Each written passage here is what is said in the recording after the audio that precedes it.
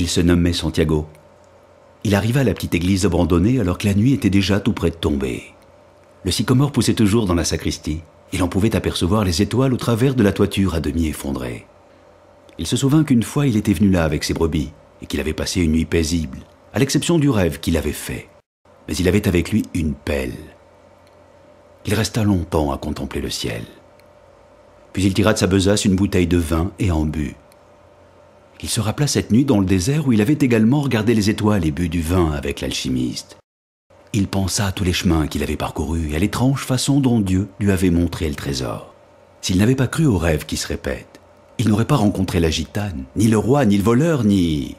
La liste est bien longue, c'est vrai, mais le chemin était jalonné par les signes et je ne pouvais pas me tromper, se dit-il.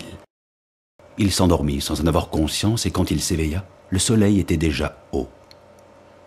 Alors il se mit à creuser au pied du sycomore. « Vieux sorcier, se disait-il, tu étais au courant de tout.